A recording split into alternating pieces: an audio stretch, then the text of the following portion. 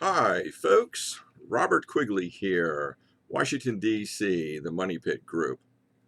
Today we're going to talk about mental health. We could do a Quigley's Believe It or Not, but this is so in tune to the moment of the time that no one's going to believe it, but it's a fact. Mental health. So far this year in 2022, this is June 2nd, roughly. We've seen 233 mass gun shootings. Dozens and dozens of people have died. Hundreds of people have been maimed beyond belief. Every time we turn on the news, we hear gun control, gun control, gun control. And every time those words are spoken on anybody's air, large numbers of people in our society go out and buy yet more guns. The problem is misplaced. Gun violence is a symptom of a far bigger, far more important problem. And that problem is mental health and a lack of a basic healthcare system or a universal healthcare system in the United States. Let's look at what we have. We have private insurance. Totally inadequate. Insurance company premiums vary. The types of coverage varies. And if a person has little or no money, their insurance coverage, their healthcare coverage is going to vary. We have Medicaid. We have Medicare. And we have large numbers of young, healthy people who have no insurance at all. And who would blame them? They don't need it and probably won't need it for decades. So we have a hodgepodge of a system. We have a mess of a system, folks. As a result, we have medical deserts across America. Even in big cities, if you have no money, try to find a psychiatrist. It's darn near impossible. Basic family health care, stuff where you go and ask a doctor what a bump is, what's causing my fever, give me some basic meds to control some basic problem.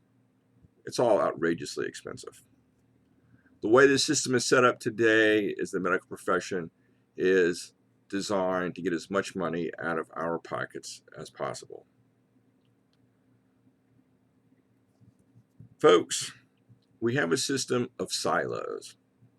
And this system of silos was created as a result of American interest group politics.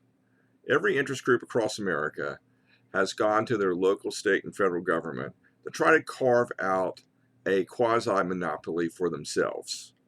And this has successfully been going on for decades. And now we are paying the price.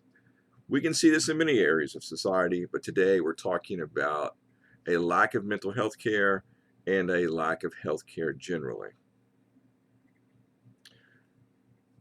So, mass shootings should be health care, but instead it's transferred to gun control. Folks, the guns are not going anywhere in the United States. There are way too many guns out there amongst the civilian population, and every time we talk about gun control, they buy more. It's misplaced. It's hiding the real issue. You know, back in the day, doctors were farmers. They were merchants. They were horsemen. In addition to their medical careers, they actually did house calls. So what do we need, folks? We need more doctors.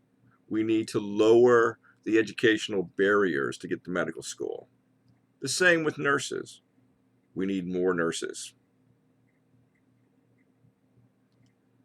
This, my friends, is the real problem.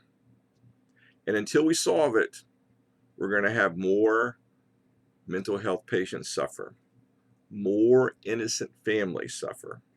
More communities are going to suffer. Medical deserts are going to increase. Gun violence will soar.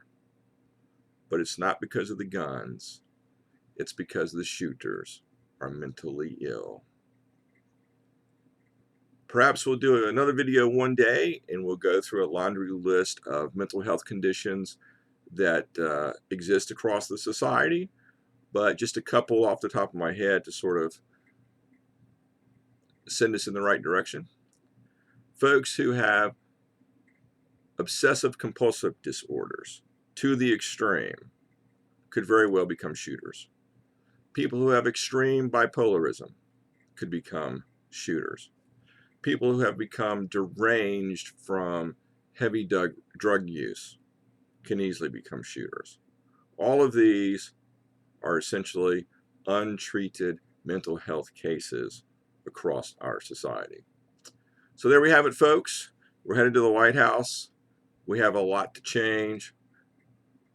We need your support, need your vote. Subscribe to the channel, put your comments below, because these problems, with all the laws in the world, are never going to go away until they are properly addressed. Till we meet again.